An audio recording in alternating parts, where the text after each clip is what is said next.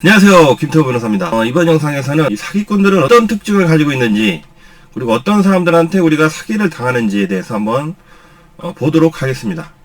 일단은 제 블로그인데요. 일단 여기 보면 인생을 살다 보면 사기를 당하는 경우가 종종 있죠. 그게 소액이든 많은 금액이든 어쨌든 이 사기를 당하는 경우가 있습니다. 보통 대부분 이 도둑질이나 강도나 이런 일들은 별로 당하시지 않는 것 같아요. 근데 특히나 대한민국은 이 사기공화국이다, 이런 오명이 있을 정도로 사기꾼들, 또 사기 범죄가 정말 많습니다. 자, 그리고 사기를 당하게 되면 배신감, 돈적인 피해, 금전적인 피해에 대한 허탈감, 이런 것도 있을 수 있고, 무엇보다 자기가 사기를 당했다, 나는 왜 이렇게 바보같이 사기를 당했는지에 대한 죄책감이 정말 제일 크게 와닿죠. 그래서 스스로를 자책하게 되고 스스로를 괴롭히게 됩니다. 그런데 이제 중요한 점은, 그래서 이제 이런 생각을 하죠. 내가 저 사람만 안 만났으면 이런 사기를 안 당했을 텐데, 이런 생각을 하게 되고, 다음부터는 어떻게 해야 되나, 이런 생각도 하게 되고. 그래서 애초에 중요한 점은 사기꾼을 만나지 않는 게 중요합니다. 자, 여기까지 특성인데, 여기 마지막에 또 반전이 있으니까 끝까지 봐주시면 감사드리겠습니다. 자, 일단 사기죄가 뭔지 한번 봐야 되겠죠. 형법 347조 사기죄는 사람을 기망하여 재물을 교부받거나 재산상 이익을 취득한 자는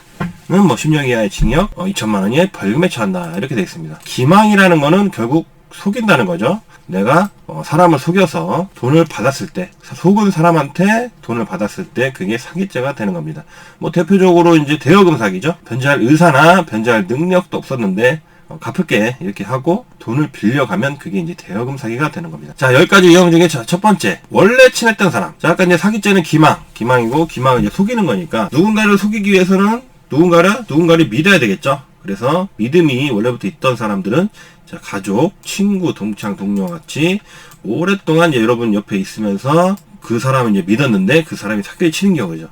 대표적으로 대여금 사기, 돈을 빌려주거나, 그 다음에 유사수신행위죠. 이런 경우 보통 어떤 사람이 유사수신행위에 빠지면 세뇌가 되죠. 거의 세뇌가 되고, 자기도 건물주와 같은 정기적인 수익을 따박따박 얻을 수 있다. 복잡한 어떤 시스템이 있습니다. 이쪽 유사수신행위는 코인, 무슨 비트, 이런 단위를 매겨가지고 얼마, 9만원 하나에 1비트 이런 식으로 해서 신발을 사게 되면 100비트, 여기에 대해서 이런 걸 어떻게 계산해서 수수료가 나가고, 그 다음 밑에 있는 사람 누구 또 데리고 오면 거의 또 수수료 나가고, 이런 유사수신행위죠. 대부분 유사수신행위는 이제 사기와 같습니다. 사기와 유사수신행위는 이제 별개의 범죄지만, 내용은 똑같죠. 그 사람의 그 욕심을 자극해서 그 사람의 돈을 뜯어내는 거고, 유사수신행위는 저도 한번 사건을 다뤄봤는데, 결국 돌려막기더라고요. 기존에 맨 처음에 왔던 사람들 있으면 그 사람들, 다음에 온 사람들이 낸 돈을 가지고 그 사람 수당을 주고, 계속 이런 식으로 돌려막기입니다. 그러다가 더 이상 이제 사람이 유입이 안 되고 돈이 들어오지 않고 하다 보면 카드 돌려막기 하다가 결국 빵꾸가 나잖아요. 그런 식으로 유사수신행위는 덜미를 잡히고 범죄화 돼서 이제 수면에 올라와서 처벌을 받게 됩니다. 엄청 세게 처벌받죠. 대표나 그 임원들 세게 처벌받는데, 대표 이제 회장이라는 사람들이 이 사람들은 바지인 경우가 좀 종종 많아요. 실질적으로 돈을 벌거나 나쁜 사람들은 다른 데 있는데, 임원으로 있거나 다른 데 어쨌든 숨겨져 있는데, 이 회장이라고 해서 나선 사람들은 좀 바지인 경우가 좀 있었습니다. 유사수신행위도 주로 이제 가족, 친구, 동창, 동료, 이런 부분에서 이제 많이들 이제 제한을 하거나 이러죠. 이제 유사수신행위는 이제 근데 특징이, 그 유사수신행위 업체에 소개시켜준 사람 있죠. 그 사람도 피해자이기 때문에 안타까운 경우가 있습니다. 내가 매덕 수억 피해를 받는데도 이 사람은 그 자기는 이제 꼬드긴 사람 있죠. 그 유인한 사람은 더 피해를 봤어요. 자기 돈, 자기 부모, 친구, 친척 돈까지, 형제 자매 돈까지 해가지고 더 피해를 보는 경우가 있기 때문에, 이거 고소를 하기도 뭐하고 이러지도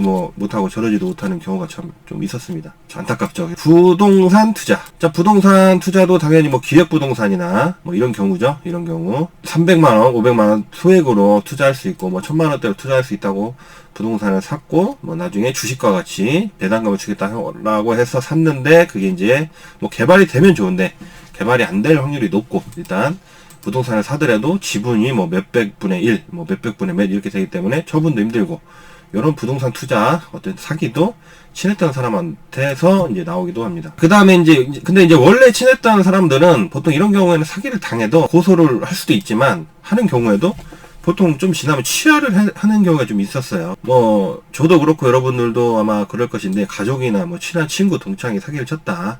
뭐 동창까지는 모르겠는데 정말 가족이나 형제 이런 경우는 그냥 안타까워서 넘어가죠. 그런 경우도 있죠. 오죽하면 그랬겠냐, 이렇게 해서 넘어간 경우도 있습니다. 자, 그 다음 두 번째, 갑자기 친해진 사람. 이런 부류의 사람들이 제일 많이 사기를 치죠. 원래는 몰랐었는데 일본 사람들을 소개로 알게 되었거나 사회에서 알게 되었는데 지나치게 친근하게 다가오는 사람이 있죠. 만난 지도 얼마 안 됐고 몇 번 보지도 않았는데 갑자기 뭐 말을 놓으면서 뭐 나이 따지고, 형 동생 따지고, 그 다음에 고향 따지면서 어디냐 물어본 다음에 어떻게든 그 사람들은, 제가 만약에 고향이 뭐 부산이다 얘기했으면 그 사람들은 어쨌든 자기도 그쪽으로 엮습니다. 부산이다, 자기도 부산이다 하거나, 아니면 그 근처로 자기랑 조금이라도 연관된 지역으로 말을 하면서 동양이다 이런 식으로 가까워지는 거죠. 좀 약간 오바스럽게 친근하게 다가오는 사람 있죠. 이런 사람들은 분명히 대부분은 좀 목적이 있어서 다가오는 것 같아요. 굳이 나랑 이렇게 이 사람이 친해질 이유가 없거든요. 근데 이렇게 친해지려고 노력을 한다 라는 거는 거의 100% 어떤 목적이 있기 때문입니다. 그 목적은 바로 이 사기를 치기 위해서죠. 물론 전부 다 그런 건 아니겠지만, 갑자기 이 다가오는 사람들은 혹시 이 사람이 사기를 칠 수도 있거나 나쁜 사람들일 수도 있기 때문에 경계를 하셔야 되겠습니다. 그 다음에 세 번째, 달콤한 유혹을 하는 사람. 적은 돈을 투자하거나 빌려주면 이자를 엄청나게 주겠다, 많이 주겠다. 많은 돈을 단기간 빌려주면 투자하면 3개월 안에 150% 보통 2배의 이자를 주겠다. 제가 했던 거는 6억을 빌려주면 두 달만 쓰고 8억을 갚겠다, 이런 경우도 있었어요. 돈을 빌려간 분은 이제 시행을 하시는 분이었어요. 빌라 시행을 하시는 분이었는데, 이제 그런 부분 같은 경우는 애초에 이제 사기를 치려고 접근한 건 아니었어요. 근데 이제 돈이 급하다 보니까 그 지인한테 돈을 빌린 거죠. 6억 정도를 빌렸는데, 지인이 그냥 빌려달라고 안 빌려주죠. 6억이나 큰 돈을. 그래서 미끼를 던진 거죠. 6억 빌려주고 내가 2달만 쓰면 2억 붙여서 8억 줄게. 이렇게 해서 결국은 사기가 됐습니다. 그래서 그분은 지금 이제 사기를 친 분은 동남아에 가셔가지고 연락이 안 되는 상황이에요. 지금 고소를 다 했는데, 뭐 이런 경우도 있다. 어쨌든 달콤한 6억 빌려주고 2달에 2억 이익이면 어마어마한 거죠. 그게 말이 안 되는 조건이죠. 말이 안 되는 조건인데도 조건을 거는 이유는 속이기 위한 것이었다라는 것을 쉽게 알 수 있죠. 그 다음에 또 한 가지가 좋은 직장에 취업할 수 있도록 도와주겠다. 이런 명목으로 그래서 차비나 뭐 활동비, 뭐 인사비를 달라. 이런 경우가 있었습니다. 제가 했던 사건 중에는, 제가 아는 동생인데, 이 친구가 내가 대학 졸업하고 이렇다 좀 직장이 없었나 봐요. 그런 상황에서 어떤 분이 접근을 했냐, 이 친구의 아버지의 지인이 접근을 해서 이 아버지한테 접근을 한 거죠. 제 후배의 아버지한테 접근을 해서, 이 아버지가 자기 아들이 지금 처자식 있고 한데 직장이 뭔가 좀 뚜렷하지 못하다 보니까, 그러다 보니까 안타까웠나 봐요. 그런 사정을 얘기하니까 그 아버지의 지인이, 자기가 알고 있는 별정 우체국? 인터넷 우체국이 있는데 어떤 별정 우체국이라고 얘기를 하면서, 자, 일단 여기서 사람들 잘 모르는데 별정 우체국 하면 그런 게 있나 보다 할 수는 있어요. 거기에 임원을 알고 있는데 그쪽 자리에 넣어주겠다, 이렇게 얘기를 하면서 꼬드겼습니다. 꼬드겨서 그 아버지한테 얘기하니까 그 아버지가 자기 아들한테 얘기해서 결국 그 아들 돈을 한 3천만 원 정도 받아갔습니다. 받아갔고 나중에 알고 보니까 그런 우체국은 뭐 있지도 않았고, 결국 그 3천만 원 돈은 자기가 쓴 거죠. 이런저런 뭐 신용만 하다가 말았습니다. 신용만 했고 뭐 취업도 당연히 안 됐고, 결국 이 사건은 이제 고소를 해가지고 대부분 변제를 받았어요. 사기죄로 고소를 해서 대부분 변제를 받았습니다. 근데 알고 보니까 이 사기를 친 사람 있죠. 취업 사기를 친 사람도 사업 관련해서 그 다른 사람한테 또 사기를 당했어요. 그분도 다른 사람한테 또 사기를 당해가지고 그 진짜 끝판왕, 그 사기꾼 때문에 연쇄 사기가 일어나는 이런 케이스도 있었습니다. 제가 그 연쇄 사기의 끝판왕 그분도 만나봤었는데 저한테도 거짓말 하더라고요. 금방 거짓말 하더라고요, 저한테도. 자, 그 다음에 이제 법조계 쪽 이런 경우들이 많죠. 사무장이나 아니면 꼭 누가 아니래도 누가 담당 수사관이나 경찰, 검찰, 판사에게 인사를 시켜주겠다. 아니면 뭐 잘 얘기해주겠다. 내가 뭐 경찰 누구, 분당 경찰서 누구 알아. 뭐 서울 서초 경찰서 누구 알아. 이러면서 인사를 시켜주면 네 사건, 당신 사건 잘 얘기해주겠다. 이거 100% 사기입니다. 100%. 그렇기 때문에 이런 이제 달콤한 유혹을 하는 사람 있죠. 나를 혹하게 하는, 딱 들었을 때 혹하는 거 있잖아요. 우리가 낚시를 할 때 미끼를, 물고기들이 봤을 때 저거는 진짜 무조건 먹어야 돼.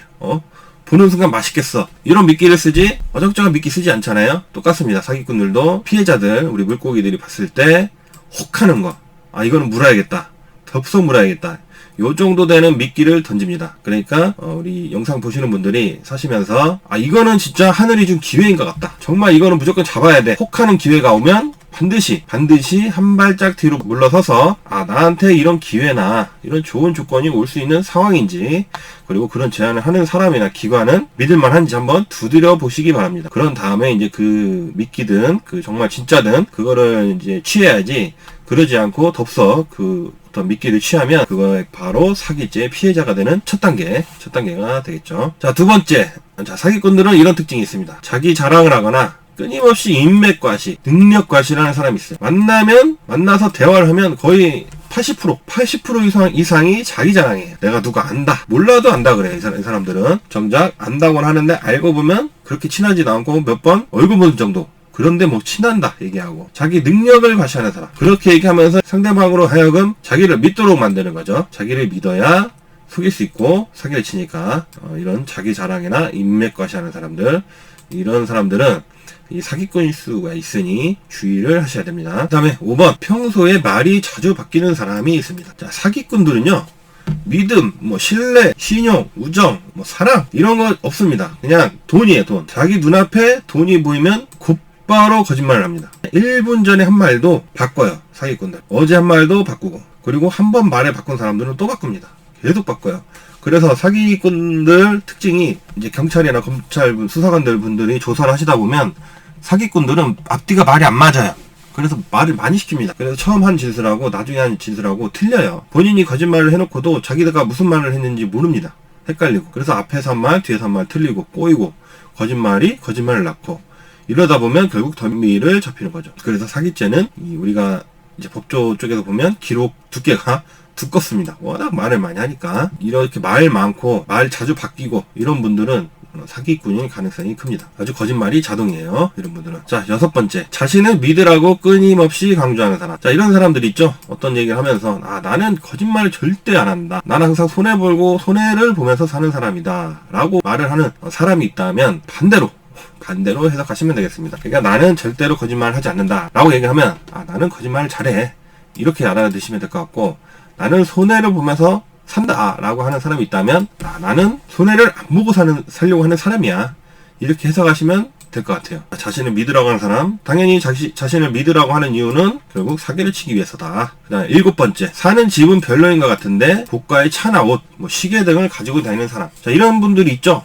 집은 정말 별로예요. 안 좋은데 차는 외제차를 타고 다니거나 시계는 롤렉스니 까르띠에니 이런 시계를 타고 다니거나 이런 분들이 있어요. 그럼 어떻게 이렇게 생각할 수 있죠. 돈은 많이 버는데 검소해서 집을 그렇게 사나보다 할 수도 있는데, 제가 이제 알기로는 그게 아니고, 사기꾼들은 이 재산 형성이 불투명하게 되잖아요.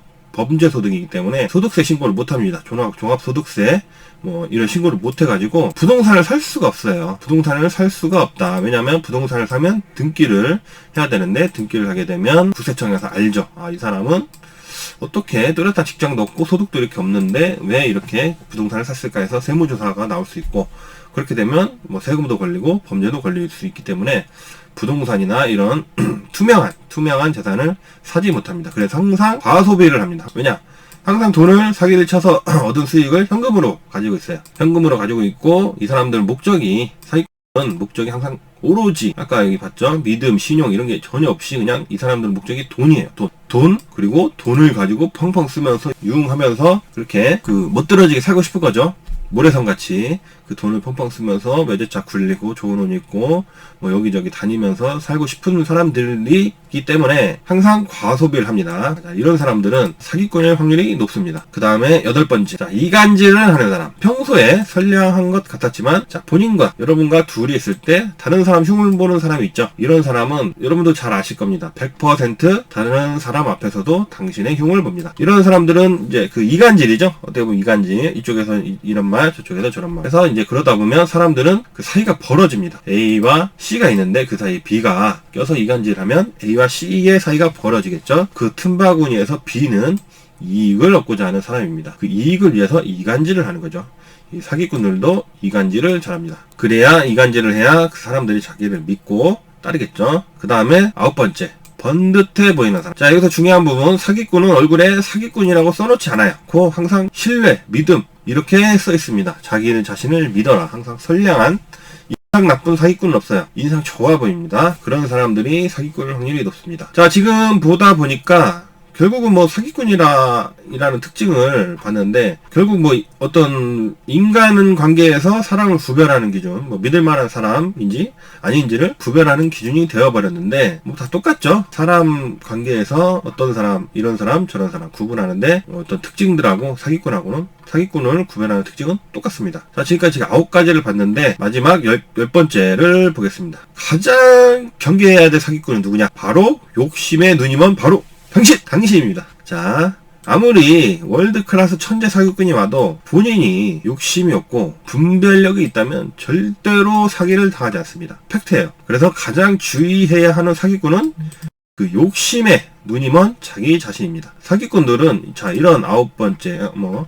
이간질, 인맥자랑 달콤한 사람들, 이런 사람들 오잖아요. 이런 말들을 하거나 오면 다 보여요. 여러분들도 이 사람이 나한테 사기를 치려는 거구나, 나를 속이려는 거구나, 다 보이는데, 문제가 뭐냐면 그 욕심에, 아까 예를 들었던 것처럼 6억을 빌려주면 2달 안에 8억을 갚겠다. 자, 2달 안에 2억을 벌 수 있다는 그 달콤한 유혹이 그 여러분의 눈을 가린 겁니다. 이 사람은 사기를 치려고 작정하고 달려왔고, 나 사기꾼이야 이렇게 말을 하고 있는데, 그런 그 욕심에 눈이 멀어서 그거를 보지 못한 거예요. 결국은 사기를 당한 것은 이 사기꾼 탓이 아니라 내 탓이다. 이 부분이 제일 중요합니다. 자, 여기도 써놨죠. 제가 사기꾼은 조금만 대화를 나눠보면 나는 사기꾼입니다, 이렇게 스스로 밝힙니다. 그런데 욕심에 눈이 어두워서 그걸 못 알아듣고 계속 끌려다니다가 사기를 당하는 것입니다. 그래서 이제 사기를 당할 경우에는 그 사기꾼들 탓을 많이 하게 돼요. 본인 자책을 많이 하겠지만, 저 나쁜 놈, 저 사기꾼 나쁜 놈, 이렇게 원망을 하는 마음이 있을 수 있는, 당연히 그럴 수 있죠. 근데 정작 중요한 거는